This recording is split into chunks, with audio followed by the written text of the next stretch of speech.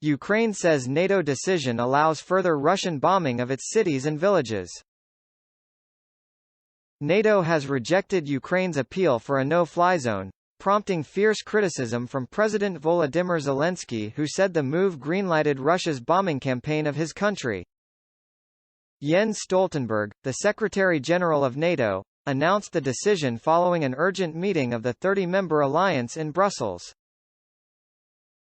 He said helping Ukraine protect its skies from Russian missiles and warplanes would require NATO forces to shoot down Russian aircraft, a move that could result in a full-fledged war in Europe involving many more countries. "We are not part of this conflict," he said. "We have a responsibility as NATO allies to prevent this war from escalating beyond Ukraine because that would be even more dangerous, more devastating and would cause even more human suffering." Ukraine's president criticized the decision in a bitter and emotional speech.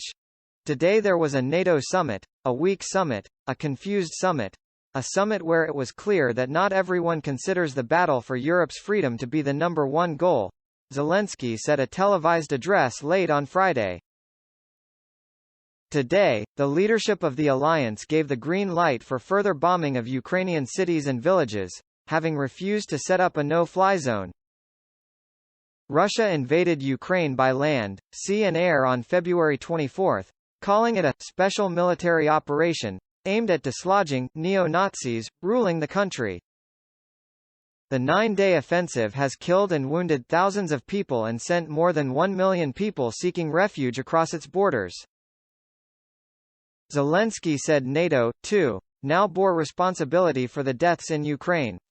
"All the people who die from this day forward will also die because of you, because of your weakness, because of your lack of unity," he said. Only Putin can end this. Western nations have condemned Russia's invasion, sending arms supplies to Ukraine and imposing the heaviest international economic sanctions against Moscow to date, including on Russian President Vladimir Putin's inner circle. But that has failed to stop the Russian onslaught.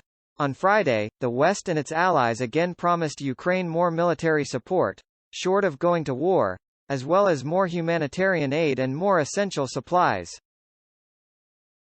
Antony Blinken, the United States Secretary of State, speaking to reporters after the NATO meeting, said the alliance was committed to doing everything we can to give the Ukrainian people the means to defend themselves against Russia. But, we also have a responsibility, as the Secretary-General said, to ensure that the war doesn't spill over even beyond Ukraine, he said. NATO will continue to raise the cost for Putin, he added. Unless the Kremlin changes course, it will continue down the road of increasing isolation and economic pain. Meanwhile, G7 countries said they would hold accountable those responsible for war crimes and refuse to recognize any Russian territorial gains. European Union countries said separately that more punishment was coming, after the bloc already cut several Russian lenders from the SWIFT banking system, curbed trade with Moscow and targeted some of the wealth held by Russian oligarchs in the West. But it was not clear when and what more sanctions the EU could agree on, given its reliance on Russian energy supplies, which think tank Eurointelligence said amount to $700 million daily. "It's Putin's war, and only Putin can end it," said the top EU diplomat, Josep Borrell. "If someone expects that sanctions can stop the war tomorrow, they don't know what they're talking about." Ukraine war. Ukraine's leadership had appealed desperately to the West to help stop Russian jets raining bombs on their country as Moscow's military encircles key cities. Brussels. NATO on Friday rejected pleas from Ukraine to impose a no-fly zone to halt Russia's bombing, but Western allies warned President Vladimir Putin of fresh sanctions if he does not stop his war. Foreign ministers held emergency meetings at NATO and at the European Union in Brussels, on the 9th day of Moscow's invasion of its pro-Western neighbor that has upended the global order. Ukraine's leadership has appealed desperately to the West to help stop Russian jets raining bombs on their country as Moscow's military encircles key cities. Act now before it's too late. Don't let Putin turn Ukraine into Syria. Dmytro Kuleba tweeted after making an impassioned plea to the alliance via videolink.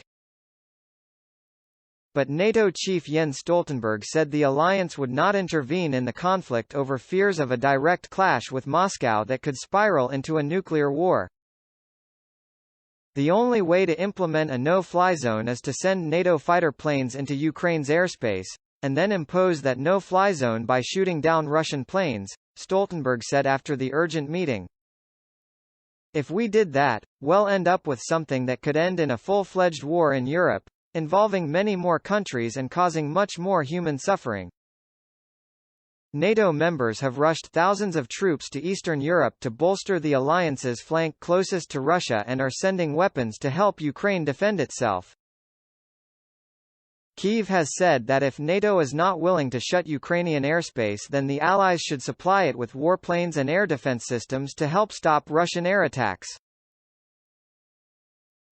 Western nations have so far said they will not deliver planes, and most arms deliveries have focused on light weapons, and anti-tank and shoulder-fired anti-aircraft missiles. Further severe measures. While NATO rebuffed calls for a no-fly zone, the West threatened fresh sanctions after hitting Russia with unprecedented punishment that has sent its economy into turmoil. Kyiv has demanded more sanctions in the wake of the shelling of a nuclear plant by Russia's invading forces. To be very clear, we are ready to take further severe measures if Putin does not stop and reverse the war he has unleashed, European Commission Chief Ursula von der Leyen said. U.S. Secretary of State Antony Blinken said the Allies have to sustain the pressure on the Kremlin until the war is over. He warned that if the West allowed Russia to violate international principles with impunity, then we're opening a Pandora's box in every corner of the world.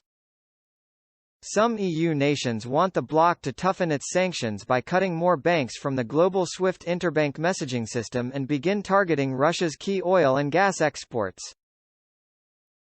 But there is reluctance from key economic powers like Germany to cut off a supplier responsible for 40% of the bloc's gas and 10% of its oil.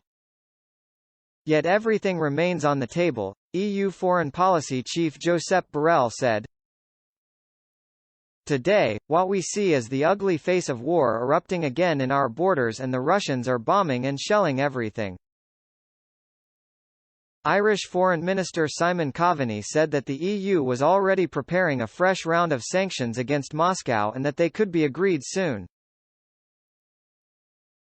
We're not signing off on a new package of sanctions today, but that's clearly underway, he said.